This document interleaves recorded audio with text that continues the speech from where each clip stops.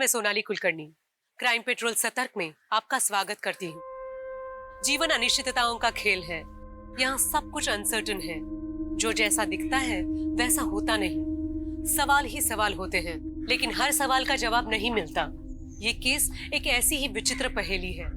दो जीते जागते इंसान, जिसमें एक की मौत पहेली बन गई और एक का जीवन पहेली बन गया। ये ऐसे रेयर केसेस में से एक है जिसको पुलिस फोर्स ज्वाइन करने वाले स्टूडेंट्स को एक चैप्टर की तरह पढ़ाया जाए तो अतिशयोक्ति नहीं होगी। दिमाग को खोल के रख देने वाला बेहद ही विचित्र केस है ये।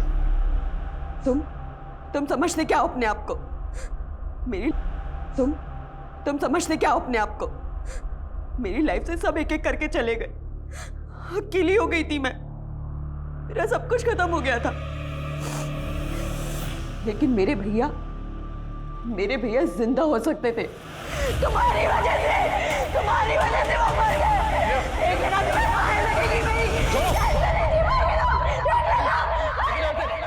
उस वक्त मैं डर गया था, सच में डर गया था। वैसे इस तरह किसी की बददुआ देने में मैं ज्यादा यकीन नहीं रखता, पर उस लड़की की चीखों पुकार सुनकर जहन में एक डर बैठ गया कि कहीं उस लड़की की बददुआ मुझे सच में तो नहीं लग जाएगी। यह ख्याल मेरे जहन में क्यों आ रहा था?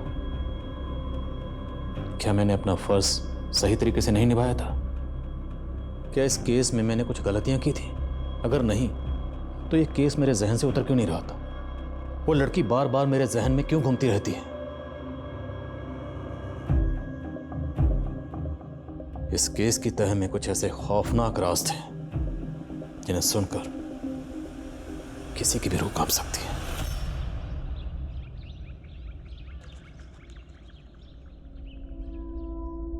जब लोगों की भीड़ में भी आपसे कोई हालचाल पूछने वाला, आपके दिल की बात करने वाला ना हो, तो लोग अकेले से हो जाते हैं। पर मैं अकेली होकर भी अकेली नहीं थी। कोई तो है मेरा, पर कहाँ? शायद आज वो मुझे मिल जाए। श्रेया, ओह गॉड श्रेया, कितने सालों के बाद देखा तुझे। कैसी है यार तू? आप कौन? मजाक मत करो। मैं क्या थी तुम्हारी स्कूल में, भारती स्कूल, और मैंने तो सुना है तू भारती स्कूल में टीचर बन गई। मैं टीचर नहीं हूँ। आई थिंक आपको कोई गलत फहमी हुई है। श्रेया देख, तू ऐसे इग्नोर नहीं कर सकती मुझे। मैंने कहा ना आपको, मैं नहीं जानती।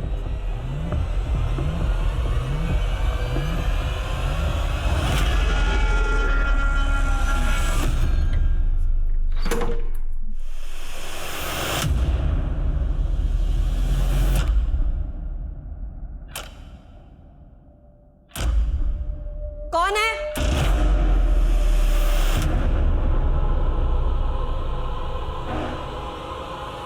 कौन हो तुम लोग? रुक, इसको पकड़, रुक, पकड़ इसको, पकड़ इसको, पकड़। छोड़ इसको, कोई और आ जाए तो मुसीबत हो जाएगी। निकलते हैं यहाँ से।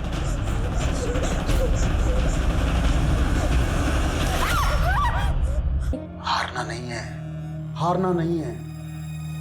तुम्हें मुझे उस मुर्दे को सौंपना है, वो भी जल्द से जल्द।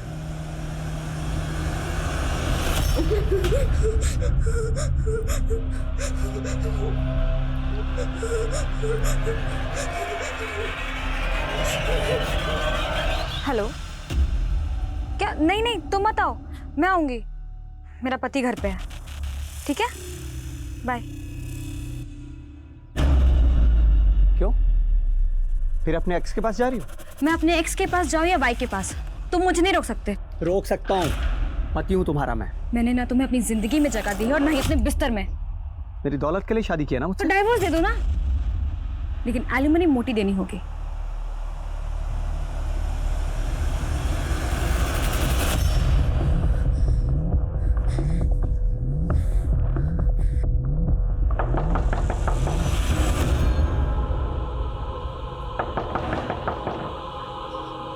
कौन है? श्रेया, मैं अविनाश।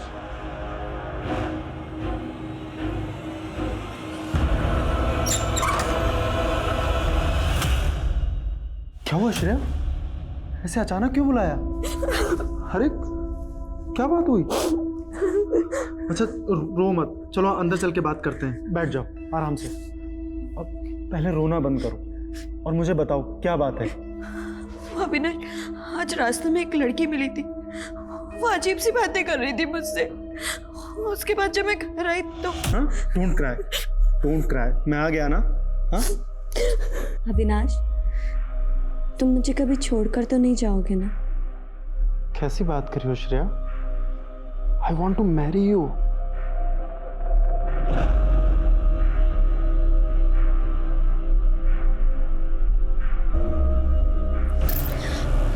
ये सब शादी के बाद। श्रेया, तुम कितने पुराने ख्यालात वाली लड़की हो, एकदम 1970s की।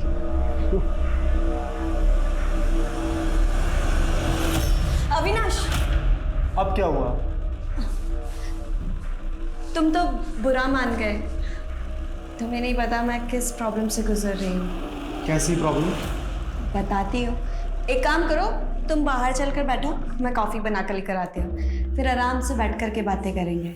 हाँ, वैसे भी हमारे बीच बातों के अलावा और होता ही क्या है।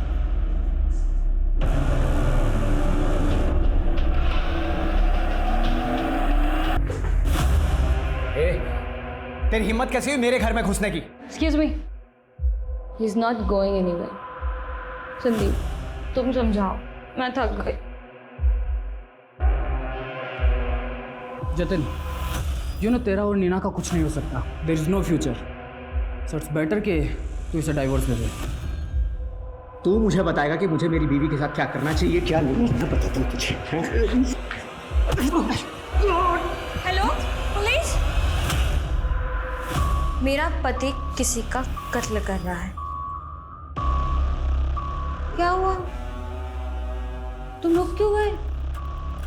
मारो उसे, मारो उसे, वरना वो तुम्हें मार देगा।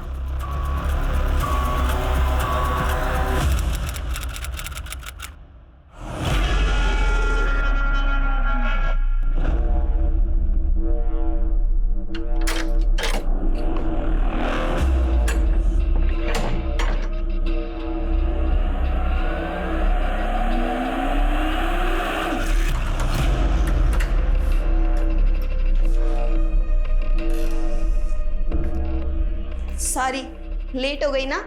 आपके लिए पिज़्ज़ा लेने लग गई थी मैं। वैसे आपको पता है, अविनाश ने मुझसे मिलना बंद कर दिया है। आपको तो ये अकेलापन काटने को नहीं दौड़ता होगा ना? अब ऐसे रिएक्ट मत कीजिए। मुझे पता है आप भी अकेले हो, तभी तो हमारा रिश्ता बना है। कहाँ गया वो? पता नहीं, आपकी वजह से हिया ने मुझे अकेला छोड़ दिया। और वैसे भी आपको कौन सी हमारी पड़ी है? आप जाइए अपनी उस गर्लफ्रेंड के पास, जाइए जाइए यहाँ मुझे से। बात करनी है श्रेया। मुझे आपसे कोई बात नहीं करनी है। क्या कर रही तुम? मुझे सुन तो सही। अरे बात तो सुन मेरी श्रेया।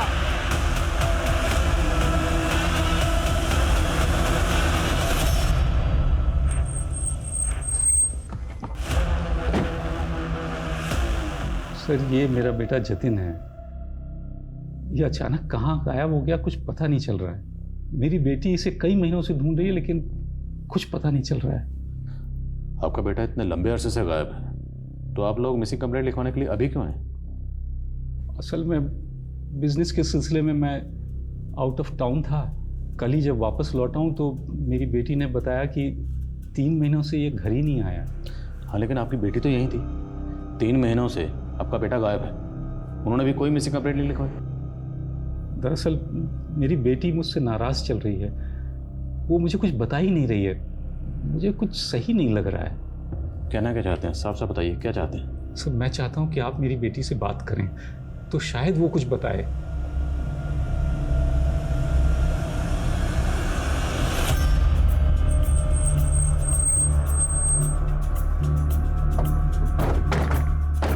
आइए।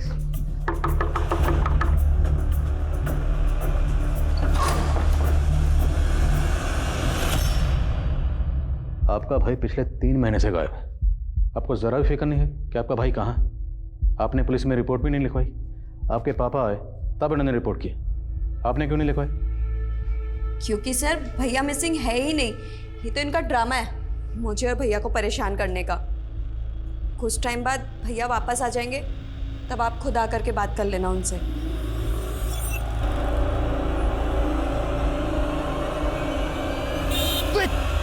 अरे देख के चलाओ यार। अरे कौन हो आप? अरे लेकिन मुझे क्या? अरे हो कौन? अरे कौन? छोड़ो मुझे, कहाँ ले जा रहे हो? अरे बचाओ। ये चक्कर कुछ समझ में नहीं आ रहा।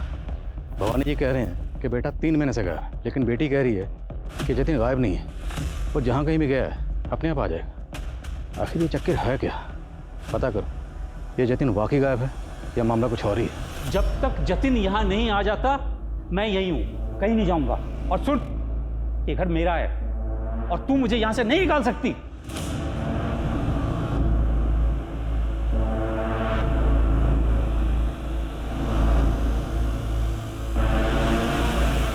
मुझे सिर्फ लाश चाहिए। तुम ये बताओ लाश का इंतजाम हुआ या नहीं? Very good.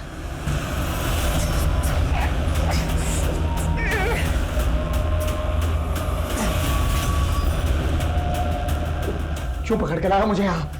देखो, तुम्हें जितना पैसे चाहिए मेरे पापा तुम्हें दे देंगे। ओए बंदरिया, भैया। अरे अरे वाओ, पाउट वाली हीरोइन की तरह क्लिक किया जा रहा है ना। अच्छा वैसे सच बता, ये फोटो बॉयफ्रेंड रवीश को भेज रही है? भैया, आप मेरी इतनी जासूसी क्यों कर रहे हो? अरे भाई हूँ तेरा, जासूसी तो करनी पड़ेगी ना। अच्छा एक बात बता, सच में शादी करना चाहती है उससे? हाँ, पर टीचर बनने के बाद। अरे वाह, पापा से बात करूं? नहीं नहीं, पापा से बात तो करनी पड़ेगी ना। मैंने बोला आपको बात करने की। बहन की शादी की बात है तो मुझे मतलब करना नहीं तो पड़ेगा ही, लेकिन नहीं। ओए संभाल। ये गिफ्ट कौन लाया? पापा आप लेकर आइए गिफ्ट। ओए ये गिफ्ट मैं लाया हूँ। फिर तो नहीं चाहिए, रख लो अपना गिफ्ट अपने पास। पापा हमेशा भैया ना गिफ्ट देकर के रिटर्न गिफ्ट मांगते हैं। पापा बोलो इसे कुछ। तो दे देना तू भी भाई को रिटर्न गिफ्ट। नहीं पापा, मुझे नहीं देना इनको गिफ्ट। और वैसे भी जब से माँ गई है ना, भाई बहुत इरिटेटिंग हो गए हैं। अब भी बता दो पापा, ये गिफ्ट पकड़ो। मैं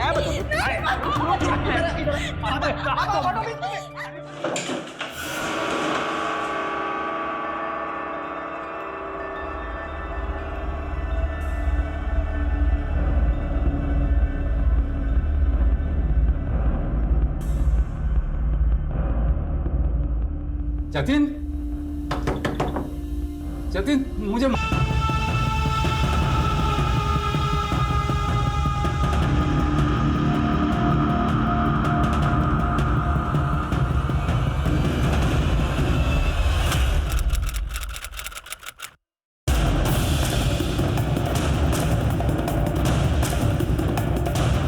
आसपास का एरिया अच्छी तरह से स्कैन करो, कुछ भी छूटना नहीं चाहिए।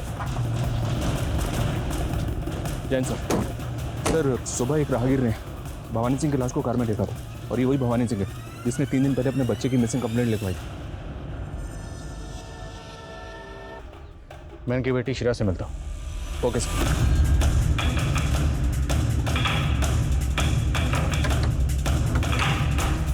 इस तरह ताला लगा के आखिर श्रेया कहाँ गई होगी? ये CCTV फुटेज चेक करो सर। और आसपास कोई पड़ोसी है तो बुलाओ उसे। Okay sir. जी हाँ सर, भवानी जी भी कल रात को यहीं थे। वो श्रेया का बर्थडे था तो उसने मुझे भी बुलाया था। इनफैक्ट सर, उसने बताया था कि उसका भाई जतिन भी आने वाला है पार्टी में। तो जतिन आया था?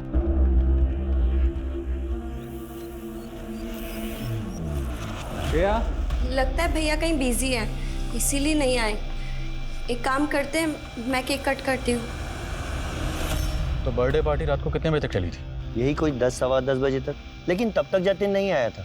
अच्छा, आपने जतिन को इस घर में आखिरी बार कब देखा था? सर, जतिन को देखे हुए तो एक लंबा अरसा हुआ।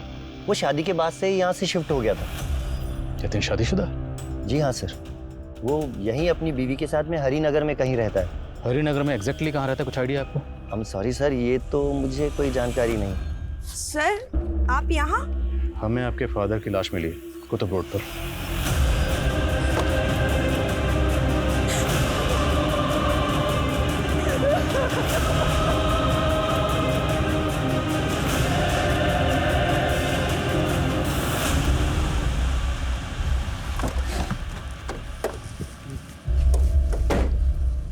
सर भवानी का फ़ोन ऑन हो गया लेकिन पासवर्ड इंटैक्ट है। सर मैंने पासवर्ड क्रैक करने के लिए बोला।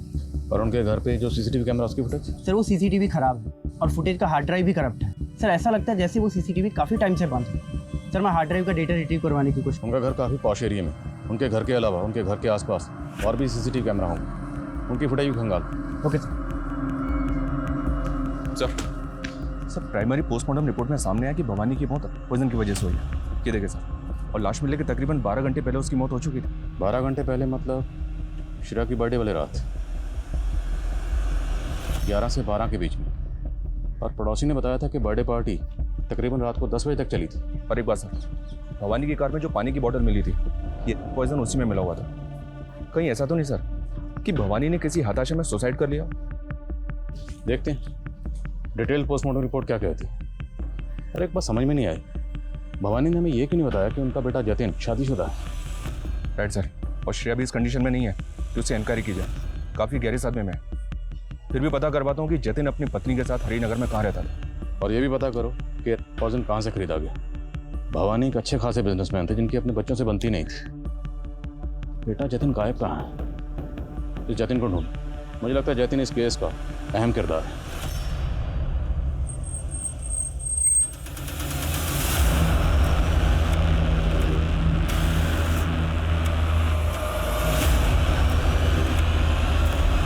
सर ये जतिन अपनी पत्नी के साथ हरिनगर के जिस घर में रहता था उस घर का तो पता चल गया है, लेकिन उस घर पे पिछले 3 महीने से ताला लगा है और वो घर भी भवानी के नाम है सर।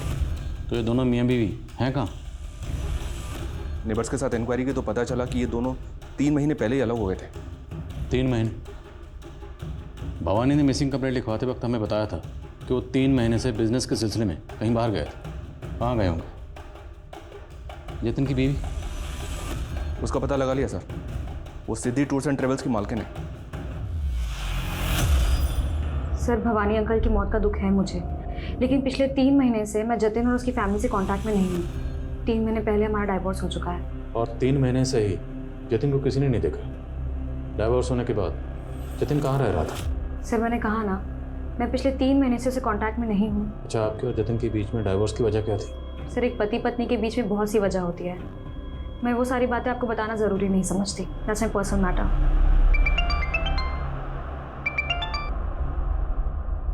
विकास, सर श्रेया के घर से थोड़ी दूर कर्नल शमशेर सिंह का घर है।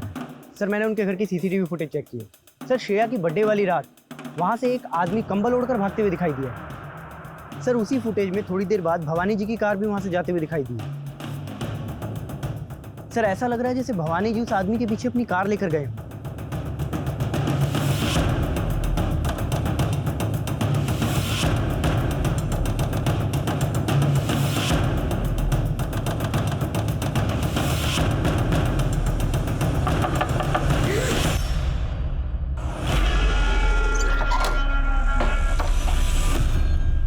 आपसे कुछ बात करनी थी।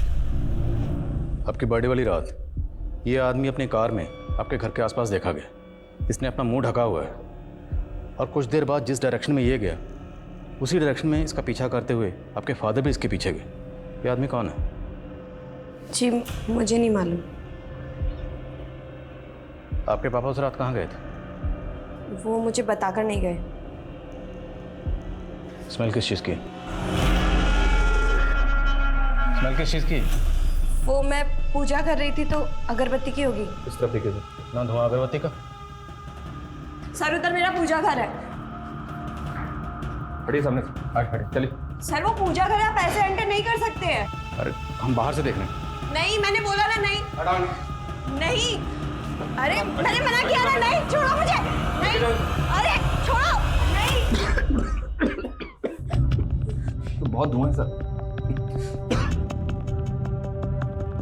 मालूम सर। कैसे नहीं मालूम? तुम्हारे घर में कंकाल पड़ा हुआ है, तुम्हें नहीं मालूम किसका कंकाल है? बोलो। कहीं ऐसा तो नहीं जतिन मर चुका और तुम सबको बेवकूफ बना रही हो? वो भैया नहीं है, भैया मरे नहीं है, वो जिंदा है। वो वापस आएंगे। तो फिर ये कंकाल किसका? वो सर 3 महीने पहले। इसलिए तुमने किसी को कुछ नहीं बताया, लेकिन इस लाश के साथ तुम पिछले 3 महीने से रह रही हो। तब डर नहीं लगा? अपना ये नाटक बंद करो। बोलो बोलो, लाश किसकी? कहीं ऐसा तो नहीं कि तुम्ही ने अपने भाई जतिन को मार दिया? नहीं सर, सर भैया जिंदा है। तो फिर ये कंकाल किसका? बोलो। ढूंढो किसका कंकाल है। देखो तुम मुसीबत में फंस जाओगे, साफ साफ बता दो कंकाल किसका है। जतिन एक लंबे समय से गायब था और श्रेया लगातार कह रही थी कि उसका भाई जतिन वापस आएगा। तो सवाल और भी गहरा हो रहा था, हत्या के राज सुलझा सकते थे और जतिन और श्रेया के पिता की हत्या हुई थी या वो आत्महत्या थी? क्या श्रेया की दिमागी हालत वाकई खराब थी या वो कोई नाटक कर रही थी? ये केस कई रहस्यों में उलझता जा रहा था और इन रहस्यों का कारवां अभी थमने वाला नहीं था। नहीं पापा, भैया नहीं है अंदर, आप जाइए अपने कमरे में जाइए। बहुत हो गया तेरा और तेरे भाई का नाटक। एक और अपने नाटक में हमें उलझाने की कोशिश कर रही है। उसकी वो चोरों वाली कहानी वो पक्की झूठी है सर, क्योंकि सर वो कम्बल वाला आदमी सीसीटीवी में दिखा है। उस एरिया में इंक्वायरी की तो पता चला कि वो आदमी पहले भी 2-3 बार खुद को कम्बल से लपेटे हुए वहां से जाते हुए दिखा है। और श्रेया तो उस आदमी को पहचानने से मना कर रही है। वो तो कह रही है उस आदमी को जानती नहीं। उस घर में जो हमें डॉल मिली उसमें कुछ रिकॉर्डिंग बजती है। ये लड़की कहीं किसी जादू वादू के चक्कर में तो नहीं पड़ी थी। डिटेल निकलवा इसकी। मुमकिन है ये लड़की हमसे वाकई कुछ छुपा रही है और ये अपने पिता भवानी की मौत का राज भी जानती है। राइट सर, बस ये जतिन के गायब होने का राज समझ में नहीं आ रहा है, क्योंकि वो लगातार इस बात को बोल रही है वो स्केलेटन जतिन का नहीं है। एक काम करो, उस कंकाल का डीएनए भवानी के डीएनए से मैच करवा के देखो, कंफर्म हो जाएगा कि जतिन वाकई कहीं गायब है या वो कंकाल जतिन का।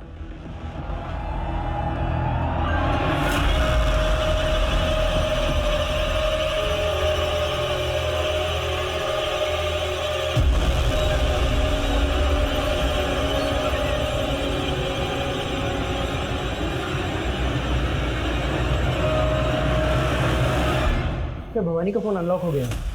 कॉल हिस्ट्री में उन्होंने लास्ट कॉल रात को 11 बजे सुनीता को किया था। रात को 11 बजे? कौन है सुनीता? सुनीता एक एडवोकेट। जी मैं भवानी जी की कंपनी के लीगल एडवाइजर हूँ। तो उस रात आपने भवानी जी को ऐसी का लीगल एडवाइस दी कि उसके बाद उनकी मौत ही होगी? ये सुन के तो मैं भी खुद हैरान हूँ सर। दरअसल उस रात को वो अपनी विल के बारे में मुझसे कुछ बात करना चाह रहे थे। सुनीता, मुझे अपनी विल चेंज करनी है, तुरंत मिलना है तुमसे। लेकिन उसके आगे उन्होंने कुछ बताया नहीं था। मैं एक्सपेक्ट कर रही थी कि वो अगले दिन मुझसे मिलने आएंगे, लेकिन फिर। तो उनकी पहली विल में ऐसा क्या लिखा था जिसे वो चेंज करवाना चाहते थे? सर उनकी पहली विल के मुताबिक उनकी मौत के बाद उनके बेटा, उनकी बेटी और उनके भाई तीनों ही बराबर हकदार थे उनकी प्रॉपर्टी में। उनका कोई भाई भी है? जी, उनका एक छोटा भाई है विक्रम सिंह। वो यहीं कुतुब रोड पे कहीं रहता है। कुतुब रोड पे हमें भवानी जी की लाश मिली। क्या इन दोनों भाइयों का आपस में किसी बात को लेकर कोई झगड़ा था?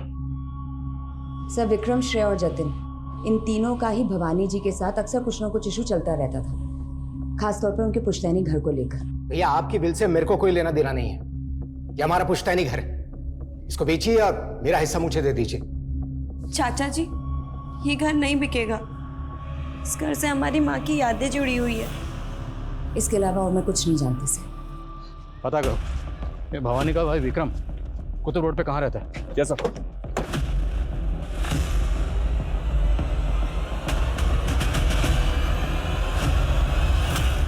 हेलो श्रेया, मैं डॉक्टर उषा। डॉक्टर, मैं बीमार नहीं हूँ, प्लीज़ मुझे जाने दीजिए, प्लीज़ लीव मी। मैंने भी पुलिस ऑफिसर्स को यही कहा कि तुम बिल्कुल नॉर्मल हो, लेकिन उन्हें लगता है कि तुम्हारी दिमागी हालत ठीक नहीं है, इसलिए उन्हें यकीन दिलाने के लिए तुम्हें मुझसे सच कहना होगा। ओके? सर मैं श्रेया के बारे में पता कर रहा था, तो पता चला कि श्रेया 2 महीने पहले तक ज्ञान भारती स्कूल में टीचर थी। सर उसने उसी स्कूल से पढ़ाई भी की थी, लेकिन सर अचानक से उसने टीचिंग की जॉब से रिजाइन कर दिया था। रिजाइन की वजह? सर एग्जैक्ट वजह तो पता नहीं चली है, लेकिन सर स्कूल स्टाफ का कहना है कि कुछ अरसे से उसे भूलने की आदत हो गई थी। सर प्यून ने बताया कि वो संडेज को भी स्कूल आ जाया करती थी और स्कूल का गेट बंद देखकर उसे याद आता था कि आज छुट्टी है। तो क्या इस लड़की की दिमागी हालत वाकई इतनी खराब है? उसका भाई जतिन, कुछ पता चला कहाँ? सर जतिन कहाँ है ये तो कुछ पता नहीं चला, लेकिन सर ये बात पता चली है कि जतिन अपने फादर के बिजनेस में इन्वॉल्व नहीं था, वो एक स्पर्म डोनर था। Sperm donate? अरे मेरी पहले ही हालत खराब है और तू स्पर्म डोनेट करने की बात कर रहा है? रख फोन। सर जिस क्लिनिक को वो स्पर्म डोनेट करता था मैंने वहाँ भी पता किया, पिछले 3 महीने से जतिन वहाँ भी नहीं गया। जतिन की बीवी नीना खुद इतने बड़े बिजनेस की मालकिन है और ये बंदा स्पर्म डोनेट करता था। आपकी जोड़ी कुछ समझ में नहीं आ रही। सर जतिन की बीवी नीना का एक संदीप नाम के आदमी के साथ अफेयर था, वो भी शादी के पहले। और ये संदीप अब नीना के बिजनेस में भी इन्वॉल्व है। तो जतिन को गायब करवाने के पीछे प्रिंस की बीवी नीना का हाथ तो नहीं? अच्छे से पता करो। Okay sir. सर, भवानी के भाई विक्रम का पता चल गया है? सर उस कंकाल के बारे में मैं कुछ नहीं जानता। मैं तो मिला भी नहीं था जतिन से काफ़ी दिनों से। हाँ, उस रात को भवानी भैया ने बुलाया ज़रूर था मुझे श्रेया की बर्थडे पर, लेकिन मैं जा नहीं पाया था। आपके भाई की लाश आपके घर से महज 1.5 किलोमीटर दूर मिली। हो सकता है वो आपसे मिलने आए हों, आप दोनों मिले, आप दोनों में किसी बात को लेकर कहा सुनी हुई और आपने ही अपने। नहीं सर, क्या कह रहे हैं आप? मैं उनसे नहीं मिला था। तो फिर आपके भाई उस एरिया में क्या करने गए थे? सर मुझे नहीं पता। सर वो सिर्फ मेरे भाई नहीं थे, बाप जैसे थे। तभी तो अपने बेटा बेटी के साथ में मुझे बराबर का हिस्सेदार बनाया था। हिस्सेदारी दी होगी, लेकिन फिर भी वो सिविल लाइन वाला पॉश घर वो आपके हिस्से में नहीं आ रहा था। सर उसका मुझको कोई मलाल नहीं था। मैं तो श्रेया और जतिन की खुशी चाहता था। भैया अगर बच्चे नहीं चाहते तो ये घर मत बेचिए ना। ये घर भाभी की आखिरी निशानी है, यही समझ के इनकी बातों का सम्मान कीजिए। उल्टा भैया खुद चाहते थे कि वो घर बिक जाए और श्रेया और जतिन उनके साथ में अजमेर शिफ्ट हो जाएं। अजमेर? यस सर, वहाँ पे भी भैया की एक कोठी थी जो अब उस सुनीता ने अपने नाम करवा ली। सुनीता एडवोकेट? Yes sir. वो आपके भाई की कंपनी में लीगल एडवाइजर। आपके भाई अपनी कोठी उसके नाम क्यों करेंगे? सर आप उसको नहीं जानते, बहुत पहुंची हुई चीज़ है। उसी के प्यार में पड़कर भैया अपने बाल बच्चों को भूल गए थे। भाभी के मरने के बाद में बिल्कुल ध्यान ही नहीं दिया अपने बच्चों पर। बेचारे कई कई दिन अकेले रहते थे। अब तो बाप का साया भी उठ गया उनके सर से। सर मैंने कोई मैनिपुलेशन नहीं किया था। भवानी जी ने खुद अपनी मर्जी से, अपनी खुशी से वो अजमेर वाला घर मेरे नाम किया था। पर आपने हमें पहले नहीं बताया। क्या भवानी जी के साथ रिलेशनशिप में थे? क्या बताते सर, हमारे बीच में ऐसा कुछ बचा ही नहीं था। भवानी जी ने अपने बच्चों के कारण मुझसे दूरी बना ली थी। अच्छा, उस रात क्या भवानी जी ने वाकई अपनी वसीयत चेंज करने के लिए आपको फ़ोन किया था? जी सर, पर मुझे नहीं पता कि अचानक उस रात को ऐसा क्या हुआ जो। देखिए सर, आप कुछ भी समझिए, लेकिन मुझे अभी भी भवानी जी के भाई विक्रम पर ही शक है। श्रेया का मैंने अच्छे से एग्जामिन किया, मुझे लगता नहीं है कि वो नाटक कर रही है। उसकी दिमागी हालत स्टेबल नहीं है। और वो अभी भी यही कह रही है कि वो कंकाल उसके भाई जतिन का नहीं है, उसने किसी को नहीं मारा। जी, वो अभी गहरे सदमे में है और मुझे लगता है उसे जानने के लिए उसके करीबी लोगों से हमें मदद लेनी चाहिए। उसका दोस्त, रिश्तेदार या फिर बॉयफ्रेंड। बॉयफ्रेंड? क्या उसने आपसे अपने किसी बॉयफ्रेंड का जिक्र किया है? नहीं, लेकिन वो सेक्सुअली एक्टिव है, तो मुझे लगता है कि उसकी लाइफ में कोई ना कोई लड़का है। इन 2 नंबर से श्रेया की लगातार बात हो रही थी, पता करो ये दोनों नंबर किसके हैं। Okay sir. सर श्रेया के घर के सीसीटीवी का हार्ड ड्राइव रिट्रीव हुआ है। इसमें पिछले 3 महीने की फुटेज है। और सर 3 महीने से सीसीटीवी बंद है। सर इस दिन श्रेया मेन डोर से घर के अंदर दाखिल हुई, तब घर पे ताला लगा हुआ था। और उसके बाद ये दोनों आदमी मेन डोर से भागते हुए दिख रहे हैं और इन दोनों के हाथ में बैग भी है। तो सवाल ये है कि अगर घर में ताला लगा हुआ था तो ये दोनों घर में दाखिल कैसे हुए हों? हो सकता है सर ये दोनों चोर हों और टेरेस से होते हुए घर के अंदर दाखिल हो गए। तो मतलब श्रेया की चोरी वाली बात सही। बस फुटेज में जतिन कहीं नहीं दिख रहा। श्रेया के मुताबिक 2 लोग जब घर में आए थे, उनके भागने के बाद घर में उसने एक लाश देखी। अब अगर 2 लोग घर में चोरी करने आए थे तो लाश फेंक कर क्यों जाएंगे? हो सकता है सर चोर 2 नहीं 3 हो। इन तीनों का आपस में झगड़ा हुआ, 2 ने मिलकर एक को मार दिया और उसको छोड़ के भाग गए। पर फिर भी एक लड़की एक लाश के साथ रह रही थी, वो भी अकेली, वो भी 3 महीने के लिए। नॉर्मल है? पता करो ये दोनों चोर कौन थे, और वो कंबल वाला आदमी भी हो सकता है इनसे कनेक्टेड हो। और एक बात सर, मैं जाना था। कौन है लड़का?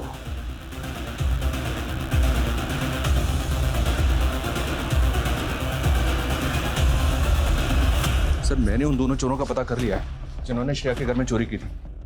ये दोनों सोनू और बंटी नाम के हिस्ट्री शीटर हैं और चोरी और फरेब के आरोप में एब्सकॉन्डिंग है।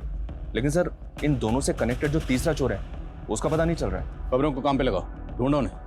अब इन चोरों से ही हमें इस केस के ताले की चाबी मिलेगी। सर आपने जिन 2 नंबर्स के बारे में पता करने के लिए कहा था, मैंने उनके बारे में पता किया। ये देखिए सर, उनमें से एक नंबर इस अविनाश का है और एक इस रविश का। ये अविनाश तो वही है ना जो हमें श्रेया के घर के सीसीटीवी फुटेज में दिखा था? जी सर, एनआईसी पुलिस स्टेशन बुला लिया है। लेकिन सर ये रविश 3 महीने पहले कनाडा शिफ्ट हो गया। 3 महीने पहले? इस केस में 3 महीने का चक्कर क्या है? यतिन गायब हुआ 3 महीने पहले, यतिन के फादर 3 महीने से टूर पर थे, और अब ये रविश ये 3 महीने पहले कनाडा शिफ्ट हुआ। सर मैं श्रेया का दोस्त अविनाश हूँ। मैं पहले उससे मिलने उसके घर जाता था, लेकिन काफ़ी टाइम पहले ही हम दोनों का ब्रेकअप हो गया था। तो जब तुम श्रेया से मिलने उसके घर जाते थे तो वहाँ एक लाश थी, तुमने उस लाश को कभी नहीं देखा? लाश? कैसी बात कर रहे हैं सर? तो तुम कहना चाहते हो तुम्हें उस लाश के बारे में कुछ नहीं पता, तुमने कभी नहीं देखी उस लाश को? नहीं सर, मैंने कभी कोई लाश नहीं देखी। तुम्हारा श्रेया से ब्रेकअप क्यों हुआ? सर उसके बहुत मूड स्विंग्स होते थे सर। कभी लगता था वो मुझसे बहुत प्यार करती, और कभी लगता था कि वो मेरी होकर भी कभी मेरी नहीं हो पाएगी। सर वो मुझे कभी समझ ही नहीं आई। तो बिना समझे उसके साथ फिजिकल रिलेशन बना लिए? क्या बात कर रहे हैं सर? वो तो मुझे कभी अपने नज़दीक भी नहीं आने देती थी। ये सब शादी की बात। ये रविश कौन है, जानते हो सर? हाँ सर, रविश तो श्रेया का एक्स बॉयफ्रेंड था। श्रेया ने बताया था मुझे, और उन दोनों के ब्रेकअप के बाद वो कनाडा शिफ्ट हो गया था। श्रेया, अच्छा तुम नहीं जानती कि जतिन कहाँ गया, लेकिन मैं जानना चाहती हूँ कि तुम्हारा किसके साथ फिजिकल रिलेशन था। घबराओ मत, मैं ये सीक्रेट रखूंगी। श्रेया देखो, क्या वो अविनाश था या रविश? श्रेया घबराओ मत। सर हमने ये तो कंफर्म कर लिया कि रविश कनाडा में है, लेकिन श्रेया से जैसे ही हमने फिजिकल रिलेशन की बात की तो वो डरने लगी। कहीं ऐसा तो नहीं सर कि स्कूल में श्रेया को कोई मोलेस्ट करता था और जिसकी वजह से परेशान होकर उसने स्कूल से रिजाइन कर दिया? हाँ, लेकिन इन सब बातों का स्कूल में सर एक बात पता चली है सर। मुझे लग रहा है कि इस बात का हमारे केस से कोई कनेक्शन हो सकता है। माथुर, बात तो बताओ। सर जिस दौरान श्रेया के घर से चोरों को भागते हुए देखा गया था सर, उसी दौरान मॉर्चुरी से एक लाश भी गायब हुई थी। कहना क्या चाहते हो? सर हो सकता है कि किसी ने वो लाश चुरा कर श्रेया के घर पे डंप कर दी हो। राइट सर, लाश को वहाँ पे डंप करना एक प्लान भी हो सकता है श्रेया को फंसाने के लिए, और इस काम के लिए सोनू और बंटी जैसे 2 चोरों का इस्तेमाल किया गया। ये दोनों चोर हैं कहाँ? कोई लीड? नहीं सर, उन दोनों का तो कुछ पता नहीं चला, लेकिन नीना के बॉयफ्रेंड संदीप के कॉल रिकॉर्ड्स में इस बलराम नाम के हिस्ट्री शीटर का नंबर मिला है। सर ये बलराम काफ़ी टाइम से एब्सकॉन्डिंग है।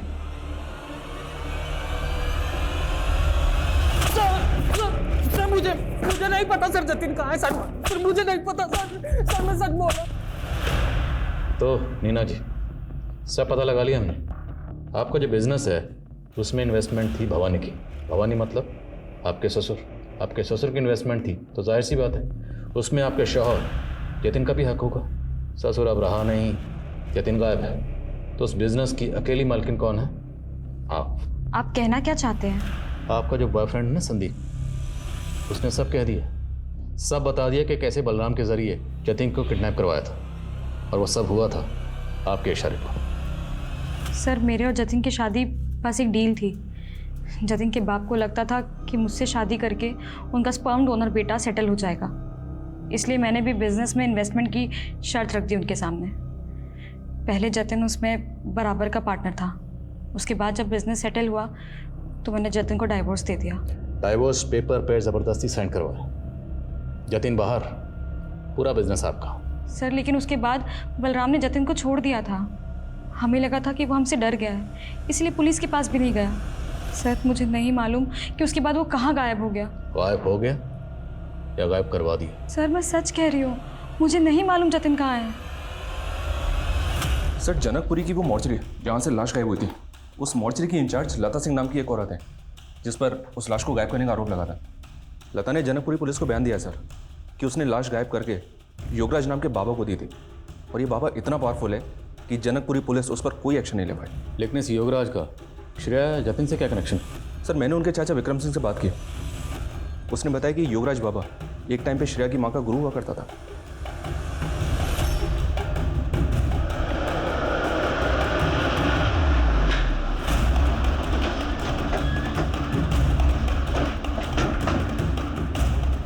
हमारे पास इस बात के पुख्ता सबूत हैं कि आप छुपते छुपाते हुए अपनी कार में सिविल लाइन में श्रेया के घर उससे मिलने जाते थे।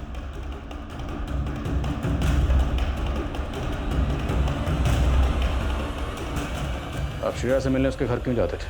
मैं वहां श्रेया के भाई जतिन को जिंदा करने जाता था। What? जतिन मर चुका है? हाँ, श्रेया मेरी शिष्या की बेटी थी।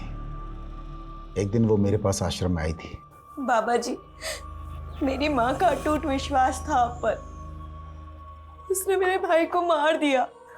आपका तो पुलिस, पॉलिटिशियन सबसे संबंध है। आप प्लीज मुझे। इसके चक्कर में क्यों पड़ना श्रेया? तू जानती भी है मैं तेरे भाई को जिंदा भी कर सकता हूँ। मैंने उसे उम्मीद की किरण दिखाई थी। श्रेया ने क्या बताया था? उसके भाई जतिन को किसने मारा था? वो उसने नहीं बताया, पर मैं वहां की साधना अधूरी रह गई। जतिन के कंकाल को तुम लोगों ने अपने कब्जे में ले लिया। कोई साधना वादना नहीं, तुम जैसे ढोंगी बाबा अपने लालच के चक्कर में लोगों को बेवकूफ बनाते हो। लालच? अगर मुझे लालच होता तो मैं मॉर्चुरी से वो लाश क्यों गायब करवाता? वो लाश कहाँ? उसे तो मैं जिंदा करके ही दुनिया के सामने लाऊंगा। मेरी शक्ति को पहचानो, मेरे चेले बन जाओ। तुम्हें इंस्पेक्टर से डीआईजी बनवा दूंगा। मैं इंस्पेक्टर से डीआईजी बनूंगा या नहीं बनूंगा ये तो बात की बात है, लेकिन इतना तय है, तुम्हारा ट्रांसफर यहां से सीधे जेल होगा।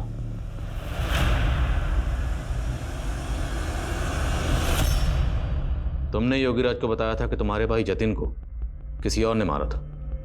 अगर उसे किसी और ने मारा था तो उसकी लाश तुम्हारे पास कैसे है? बोलो, किसने मारा था उसे? जतिन को किसने मारा? चुप क्यों? बोलो, उसकी लाश तुम्हारे पास कैसे आई? क्यों? बोलो, उसकी लाश तुम्हारे पास कैसे आई?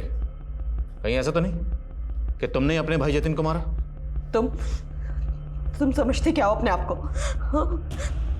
मेरी लाइफ से सब एक एक करके चले गए। अकेली हो गई थी मैं।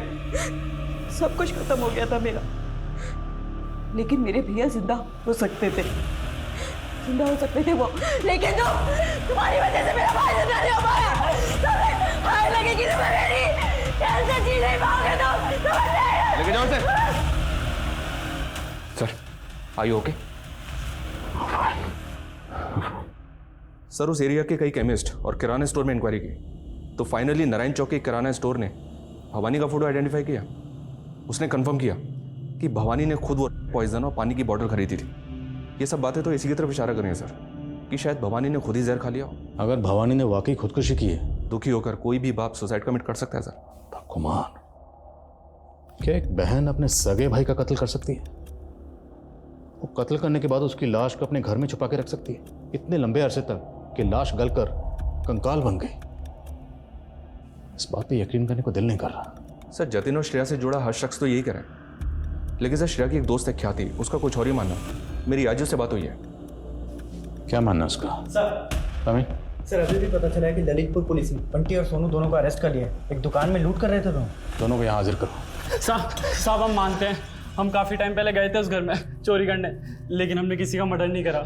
हाँ साहब, हम सच कह रहे हैं। हम तो रेकी करके वहाँ गए थे। हमें लगा वहाँ कम लोग होंगे तो चोरी करना आसान होगा, लेकिन जब हम चोरी करने पहुंचे तो वहाँ लाश पड़ी थी सर। इसकी लाश पड़ी थी? हाँ सब यही था। हमने इसको 2 दिन पहले रेकी के वक्त वहाँ जिंदा भी देखा था, लेकिन जब हम चोरी करने पहुंचे तो वहाँ इसकी लाश पड़ी थी सर। माँ कसम साहब, आपने नहीं मारा इसको। सर श्रेया मेरे बचपन की बेस्ट फ्रेंड थी और उसने अचानक से मुझसे दूरी बना ली क्योंकि जतिन ने कहा था कि वो मुझसे बात ना करे, और इसीलिए इतने सालों के बाद वो मुझसे मिली और उसने मुझे पहचानने से मना कर दिया।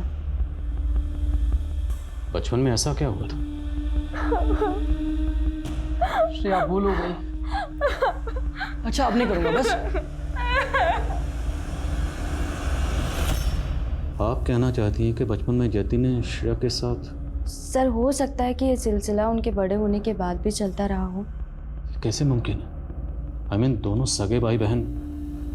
सर मैंने देखा तो नहीं, लेकिन सर महसूस ऐसा ही होता था कि जतिन श्रेया को मोलेस्ट करता था।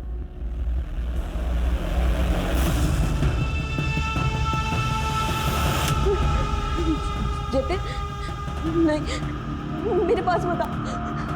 नहीं, हाथ मत लगाना मुझे।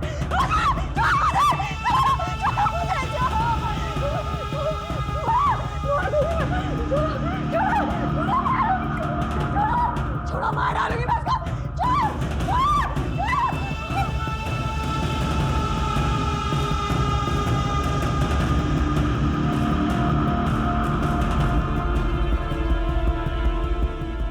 दोष मेरा भी है सर। वो अपनी जिंदगी में इतना कुछ सहती रही और मैं दोस्त होते हुए भी उसकी तकलीफ नहीं समझ पाया।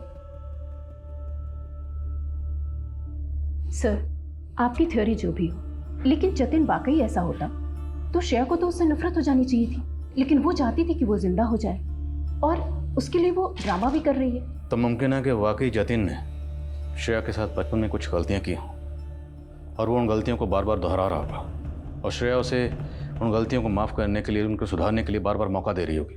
जतिन तो शायद शादी करके अपनी ज़िंदगी में आगे बढ़ गया हो, पर शायद श्रेया नहीं बढ़ पाई। हालांकि उसकी ज़िंदगी में रवीश और अविनाश जैसे दो लड़के आए, पर उसने किसी को भी अपने नज़दीक नहीं आने दिए। और दूसरी तरफ जतिन जब शादी में धोखा खाने के बाद वापस आया तो हो सकता है उसने श्रेया के साथ फिर से वही गलतियाँ, वही गुनाह दोहराने की कोशिश की। एक ऐसा गुनाह जिसकी कोई माफ़ी नहीं। श्रेया, ये आप क्या कर रहे हैं? श्रेया, छोड़ो। श्रेया, मेरी बात तो सुन। छोड़ो मुझे। छोड़ो, मेरी बात तो सुन। छोड़ो मुझे। आपने मुझसे प्रॉमिस किया था कि आप मेरे साथ ऐसी वैसी कोई हरकत नहीं करेंगे। छी। श्रेया, मेरी बात सुन। श्रेया, दरवाजा खोल। श्रेया, दरवाजा खोल दे।